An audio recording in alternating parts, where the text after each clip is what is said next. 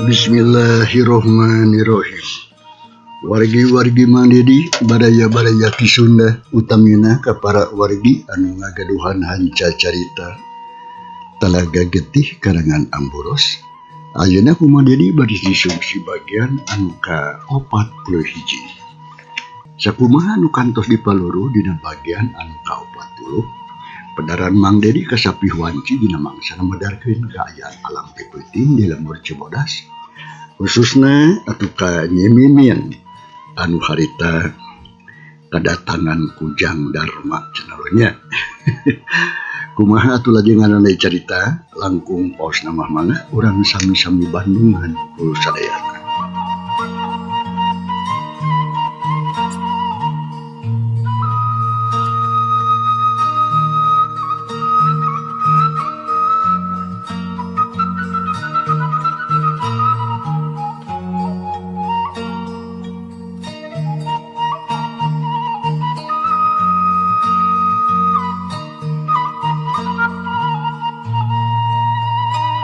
Kaayaan alam peuting di lembur Cibodas estuding sepi jempling ngan harita reh atuh aya hiji tantungan jalma anu ngetrokan kana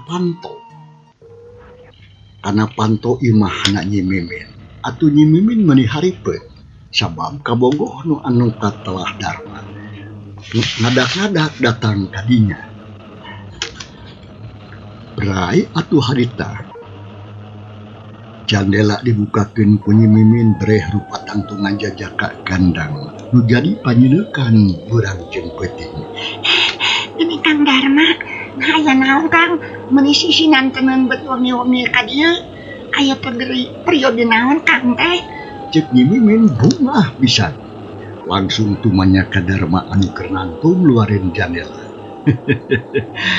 Mimin mah apan tadi itu disanggeupkeun atunya akang teh gaduh kaperyogian ka Mimin. Cek Dharma ngawalon berjeng imut lengat atuh hati Mimin ngalengat teu puguh rasa. Nah, teu tiasa Kang pami enjing we atuh. Teu tiasa atuh enjing mah pan peryogina ge ayeuna. Oh gitu sok atuh kalebet heula akang mah. Manya tuh ngobrol bet kieu. Asa kirang raos atuh Kang. Manya anu saurang di luar nu saurang di jelebet. Teu puguh atuh sok enga-engakan kalebet heula. Ya mah enggak atuh kitu ge. Kalcat harita Dharma unggah kana jandela. Ditinggalikeun ku Nyi Mimin. Tingkah paripolahna kawilang teu biasa da. Pamohalan ari Dharma kudu nyemah ku cara kitu mah. Da lain lalaki teu bener bet datang di lain mangsa. Tapi kulantaran Mimin atuh keur mabok asmara. Jadi akalna teu bisa mikir nepi ka dinya. Nya rasaanna teh biasa-biasa we. Anu penting ngamah manehna bisa ambrok jongkok paduduaan. Lantaran hayang nyacapkeun rasa kasono, hayang ngumbar katresna anu geus lila dicipta-cipta. Dharma geus asup harita ka jero kamar, terus nangtung pahareup-hareup jeung Nyi Mimin. Nyeh seuri malahan megap atuh leungeun Nyi Mimin cep. Harita karasa tiis. Kang Dharma, nah betis kieu panjangan teh. Mimin nanya ka Dharma, hatena ngerasa heran. Sabab leungeun Dharma teh karasana camewek nyecep tiis. Teu beda jiga es. Tapi Mimin bungah. Leungeunna dicekelan ku Dharma teh. Sarta boga sangkaan lamun ayeuna Dharma geus mimiti daek malire ka manehna. Ya Min, antos we atuh. Tangtos we tiis oge atuh da margi pan lami teuing di luar akangna cek Dharma. Ngawalon bari jeung nyerenge seuri malah beuki jelas we katingali gandang jeung kasepna. Kang, bade aya naon atuh angkang teh? Atuh wangi-wangina pangan abdi ka ieu. Apa tadi terus disaurkeun. Tos disarioskeun ka Mimin, akang teh aya peryogi ka Mimin teh. Hayu atuh Kang kurang di tengah bumi ngobrolna. Sekedangin di dieu we atuh lah ngobrol mah nya. Magi bili janten ngaganengan ka tuang rama sareng tuang ibu menuju ka rulem. Laras etang kesawios atuh Kang jadi oge tuh nya. Terus atuh Mimin narik kelengen Darma. Ke keluanana Dariuk dina sisi pangsarean. Kang, sok atuh enggak gerak nyarios. Bade aya naon atuh akang teh? Min, pami anu sanya nama akang ka dieu teh. Bade nyuhunkeun tulung ka salira Mimin. Nya, mugia bae atuh kersa nulungan ka akang. Nya bade nyuhunkeun tulung naon atuh ka abdi teh, Kang? Cek Mimin nanya deui. Hatena beuki penasaran hayang gera-gera nyaho. Panonah teu lipas mawong bae ka Darma anu kerjang hareup sapinuhna ka dirina. Gampang Min, mung ieu. Cek Darma teu kebak ngomongna. Ari panon ayeuna mah atuh ngeuteup seukeut ka Mimin. Mung ieu naon atuh, Kang? Mimin nanya deui ka Darma bari meloho. Mung ieu Min ieu. Akang teh rek menta dipangenubukeun sirah kitu.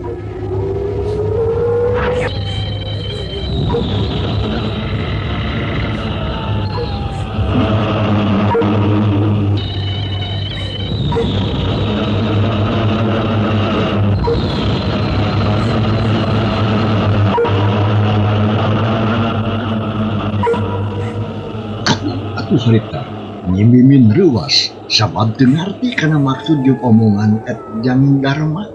Lang atuh ngahulang sakedeung.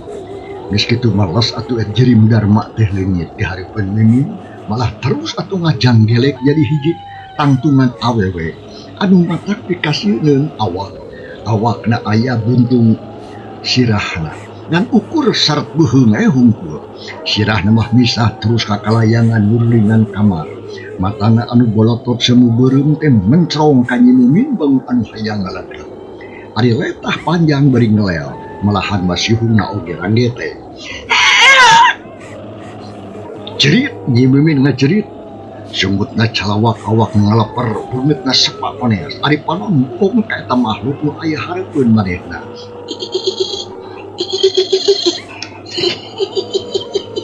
Mimin, kunaon? Mane calawak. Buah atuh Nyi Mimin haita. Moceat tarik pisan jeung hayang lumpat di ongko, tapi teu bisa sabab suku kerasa leuleus jeung berat. Mimin, tolongan pangnumukeun sirah kuring. Mimin. Kitu cek eta makhluk. Sora teh ngirung mata kukurayeun, terus atuh jijirihilan. Bari jeung kalayang. Ai di luar cengung anjing babaung sorana meuning melewung. Hiup angin syah ngaguruh rieg imah ngabah icang harita ngadadak diligan kawasan didageun kulini bae. Nyi Mimin beuki soak lebah di nyama. Hayang ngajerit tapi edas. Sora teu bisa kaluar.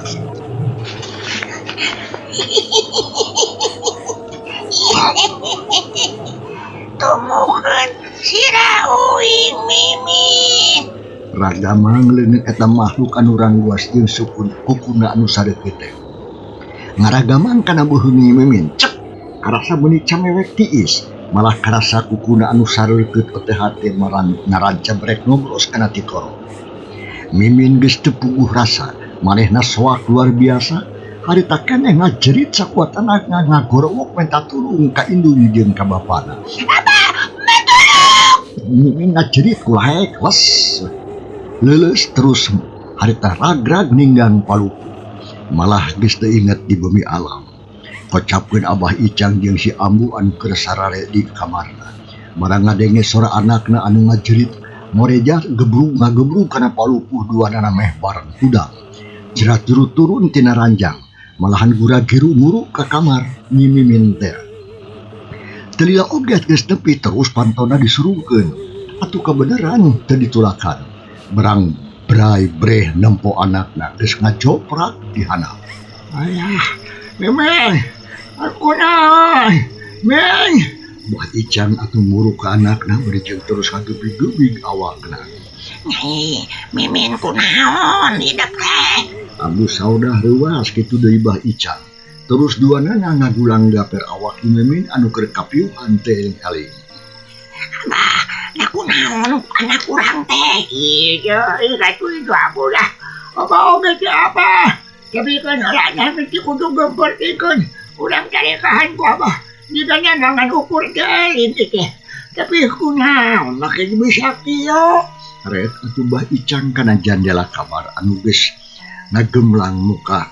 Kebun atuh ruas. Hatena jadi deg-degan Mbah Icang teh loba kahariwang jeung kapaur. Aing kamu tuh, dada euy. Jandela kamar budak teh muka engam. Buah-buah ya badog asup ka dieu yo. Terus ngaganggu ka si Nyai. Alah, nya geuningan sarabah. Jandela teh engam buah-buah ya badog. Jung atuh Mbah Icang nangtung terus buru kana palebah jandela bari jeung tengah-tengah keluar sabab bisi aya nu nyurigakeun cenah.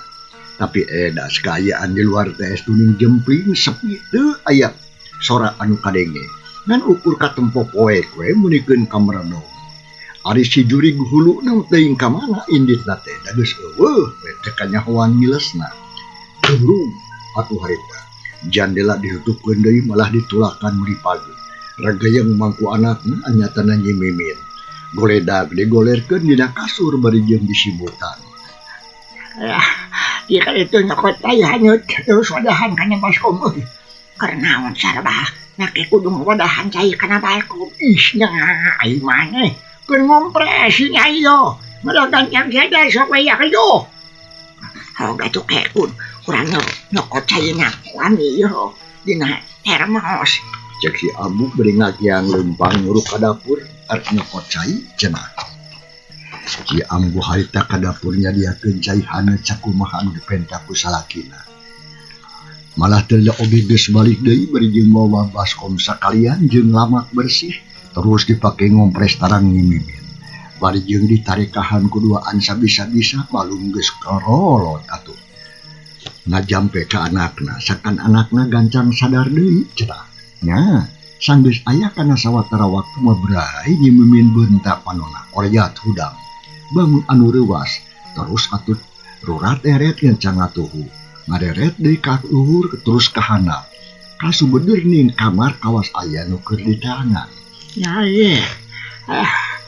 Geus sadar hidup cu. Nempo anakna geus sadar kitu Mbah Icang gancang atuh nanya.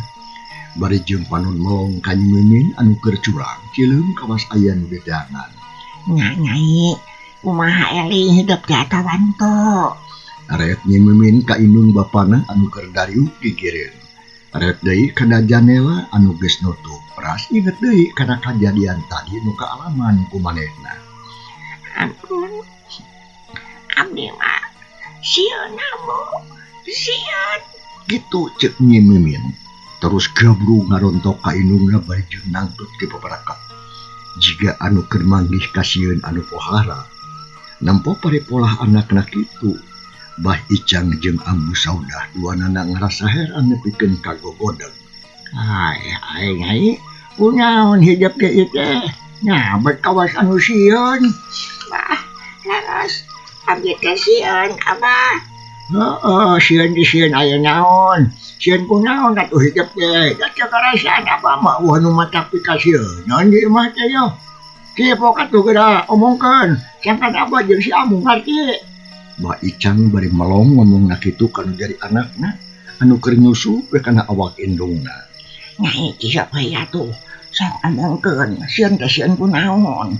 Menang pananya kitu ti indung jeung bapana. Nyi Mimin cengkat talaunan blek liuk, breh atuh katara beungeut da muni pias konengas. Malah tarangna oge renung juuh ku kesang. Pok Nyi Mimin harita. Bah, amo, sieun abdi teh bagi tadi di kamar aya jurig hulu sareng jurig buntung. Ampun, kasihanan pikadilan. Astagfirullahaladzim. Kumaha da dia nian teh? Aya jurig hulu. Nya abah, laras abah amu. Tadi teh aya jurig hulu kakalayangan di kamar. Malah mah menang. Beung abdi ogerek dicekek ku si jurig buntung hulu. Alah. Nah, betas aku ahen acida-cida teuing kejadian teh. Nah, eta teh kitu. si Ambu Saudah tumanya ka Nyi Mimin. Da pugu asa teu percaya.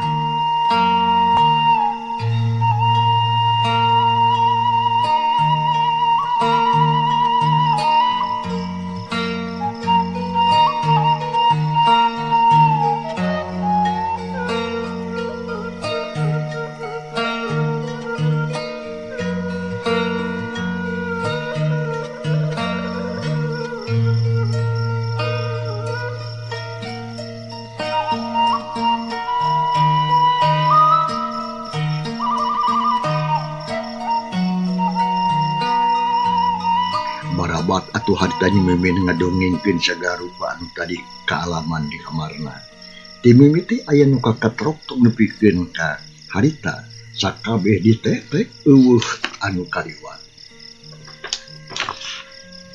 Bah Icang jeung si Ambu Saudah duanana pating polohok lantaran asa teu percaya melah boga sangkaan lamun ceuk anakna teh keur ngalinur.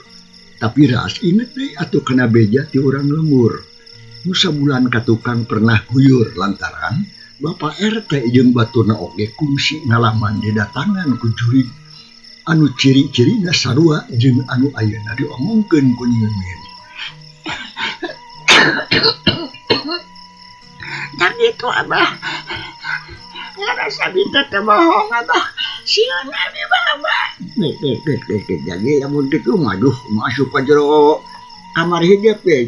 Jang Darma merenya jikanya masih jui gulu anu mindah rupa ngarupakeun Jang Darma jadi kawasnya mah hidup geus ka bobodo teh nyok ka samarancingan katipu atah-atah lamun kitu mah ceuk Bah Icang beri mencerong ka anakna. Gitu rupena mah Bah. Nyarumaos we abi teh.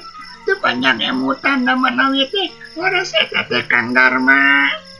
Maca oge Nyai lamun jadi jalema kudu panjang akal. Coba sok atuh pikir maknya Jang Darma make jeung kudu ngajang tengah peuting. Nya mah lain wayah. Nyari tengah peuting mah usum hees di mana-mana ge. Ngan edasna teh Nyai teh atoh teuing. Pedah katinggalina lalaki kasep, lalaki gandang terus we sina asup. Nya mata ko ge kudu hati-hati jeung waspada sagala page. Pan karasa balukarnya geuning. Leres pisan. Rumaos abi teh rumaos. Geus mah.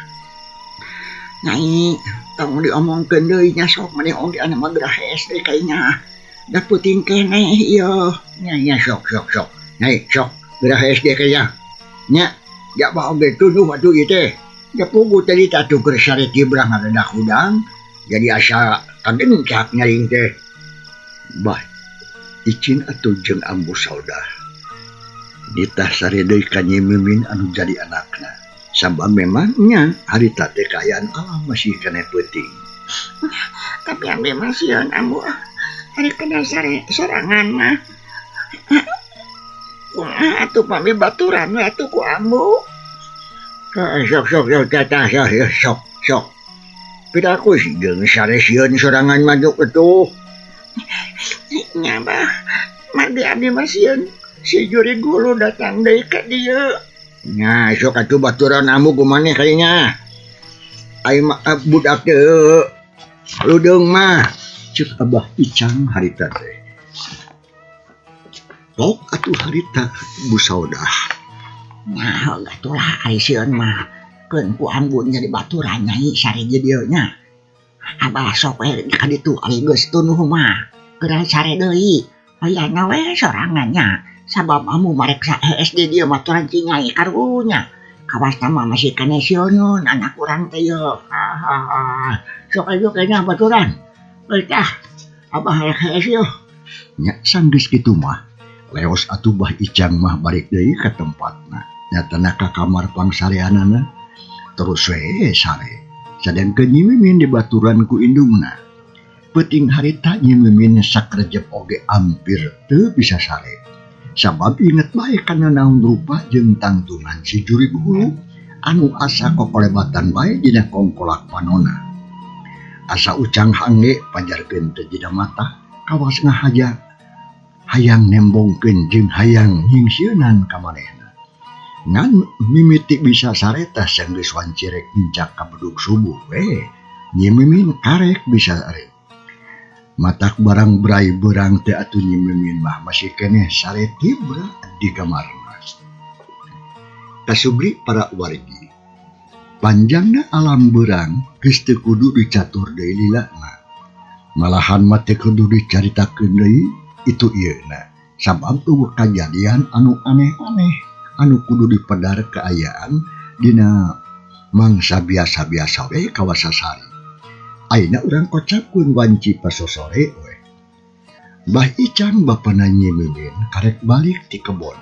Terus mandi ka pancuran. Sanggeus rengse guragi rusuh ke kamar terus atuh disalin ku baju anu bersih. Keek diuk di tengah imah. Nyang hareupan sang hanet anu ngebueuh keneh jeung deungeunna anu geus sadia. Berak dalahar ngariung tiluan. Kawas nu nikmat pisan da katempona estuning paronyo pisan. Sarengsena dahar atuh Mbah Icang mah terus diuk deui bari melenyun udud di baturan ku Nyi si Ambu. Sedengkeun ari Nyi Mimin terus kebah teh muru katepas geek diuk dina golodong bari jeung ningalikeun barudak tatanggana anu keur arurin. Aya anu keur ucing-ucingan, kucing sumput di beruan teh. Aya anu keur lumpatan bae, aya anu keur ngagugus surorodaan anu dijieun tina jeruk bali cangkangna. Aya oge anu keur ceuik, sabab prabu cocokwan jeung baturna. Tapi dina sajeroning kitu teh, pikiran Nyi Mimin mah teu waleh inget bae kana kajadian peuting tadi anu matak pikaruaseun. Meni teu karasa poe teh beut kacida ganjang pisan ngarayapna. Ngarasaan mah karek tadi isuk-isuk, tapi na ayeuna kaayaan teh geus rek sore deui malah sakedeung ge bakal nepi ka wanci magrib. Meni kuresep nyari napokeun barudak. Jigana teh atuh hirupna teu baroga kasusah jeung teu boga pikiraneun. Da geuningan meuni araranteng we saleuseurian cecengiran bangun anu keur saluka bunga. Cek Nyi Mimin ngagereneng ngomong sorangan ari panon anteng melong kaburuan. Ngadon ngupat barudak anu keur eak-eakan sisirian. Nyai, kunaon ai maneh atuh beut ngomong sorangan. Kade ulah sok ngadon ngalamun itu ai taeun teh ieu pamali. Bisi kausap korod gerak cakolot mah.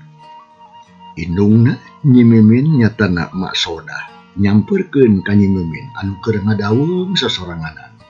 Ret Nyi Mimin ka indungna. Terus harita diuk digireun. Henteu anu abi mah dateuh nuju ngalamun. Aing sok naon teh. Nah keur naon atuh nyai teh beut ngomong sorangan. Kadenge ku ambu ge eta anu abi mah nuju ningali barudak leutik. Da meuni aranteng jigana teh resep sareng teu gaduh pisan kasusah kitu teh ambu. Heeh atuh ai pejuh mah ngaranna ge pejuh. Salilana beut kawas anu barungah bae. Sababnya maranehna mah atuh can boga pikiran kawas jalma anu geus dewasa. Jadi teu kawas urang-urang atuh deus si pikiran oge. Da kasebutna oge atuh bolon keneh maranehna mah lain ai nyai. Nah beut ngomong kitu. Nah keur boga kasusah nyai teh atawa aya anu keur dipikiran. Anu kumaha ari perkawis Juragan Subrata. Nah anjeunna ayeuna mah beut asa tara aya sumping ka dieu geuningan. Nyi Mimin harita nanyakeun bapana Darma. Anu memang geus lila pisan ayeuna mah tara datang ka imahna. Teu kawas heula-heula. Ngadenge pananya kitu ti anakna pok atuh harita si Ambu. Heeh nya ayeuna mah datara Nyai Juragan Subrata teh tara ka dieu. Nya ti saprak batana ngajodohkeun maneh we jeung Jang Darma. Tah teu dinya mah antara bapa hidup jeung manehna teh teu jadi pokona mah jadi teu hade we. Tapi geus lah cek kudu ngomongkeun karitu. Juragan Subrata kitu da geus puguh geuningan. Anakna ge embungeun dijodohkeun ka hidup mah. Ngadenge indungna ngomong kitu, Nyi Mimin atuh teu ngawalon. Hatene ngerasa nalangsa bet jadi asa pondok harapan. Da geuning nepikeun ka mangsa harita can keneh manggih jalan pikeun ngawujudkeun kahayangna. Aya oge darja nu tadina cenah mah arek mantuan, tapi edas nepikeun ka kiwari eueuh deui beja-bejana acan. Nyai, saya namanya sok aditu berak ka jero. Da geus burit geuningan ieu teh. Teh ambu mah rek beutingkeun ulah hayam di pipir lantaran karunya bisi dihakan ku caro. Jung ambu sauda nangtung leos atuh ka pipir imah ditampihkeun hayam basana teh. Sadengkeun ari Nyi Mimin terus ngojengkang geblus ka jero imah. Teh karasa mata poe oge geus rumurup. Barudak-barudak nu tadi adulin ayeuna geus baralik ka imahna sewang-sewangan. Malah dising-singan ku kolot-kolotna bisi aya sanekala pajarkeun teh. Telila jedur kadenge sora bedug magrib di masjid. Ngong aya sora nu ajan. Nyi Mimin harita buru-buru nutupkeun jandela terus atuh nyeungeut lampu cempor. Brai keayaan di jero imah teh caang. Gek Nyi Mimin diuk di tengah imah ngadon ngajentul ngalamun sarangan. Ari indungna keur salat magrib di kamar. Bah Icang nya kitu keneh geus indit ka masjid. Nya barang nincak kana wanci salat Isya kakara Nyi Mimin teh cengkap. Terus jung nangtung sup ka kamarna kop kana sisir. Nya terus nyisiran buukna bari jeung ngeunteung hareupeun ka calomari. Breh katempo rupa jeung tangtungan manehna terus atuh ngeunteung bari jeung dangdak dengdek. Nu tetela geuning rupa teh tawilang pantes Nyi Mimin teh. Nya bisa disebut geulis we sakitu mah. Gawena Nyi Mimin dangdak dengdek harita. Nah, da ceuk perasaan aing mah. Aing teh geulis boga rupa teh. Tapi nah, ai Kang Darma nyake embung ka aing. Nyi Mimin ngeceuwih ngomong sorangan bari jeung ngeunteung. Sabot keur kitu gepruk atuh harita. Kadenge di luareun jandela kamarna aya sora anu ngagepruk. Loyong atuh Nyi Mimin muruka pelebah jandela. Maksudna mah harek marig satulakna lantaran bisi tadi kaliwat teu ditulakan. Nya sanggeus puguh kitu mah kontoyong dewe atuh kaharep deui kana lomari. Terus atuh ngeunteung deui kawas tadi we. Breh katempo dina kaca eunteung teh aya tangtungan awewe anu keur nangtung. Tapi sanggeus disidik-sidik Nyi Mimin ngarasa heran.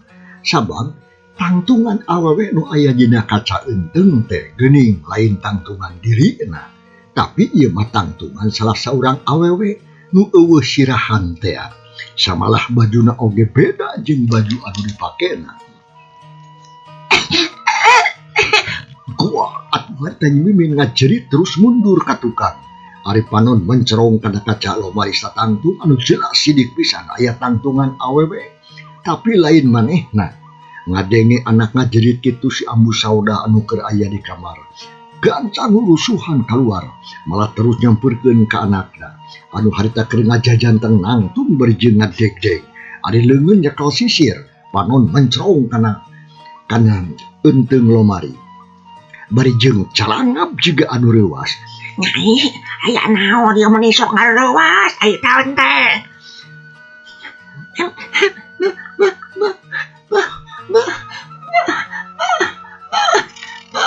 Cang para pemirsa, ya cerita kurang tunda heula.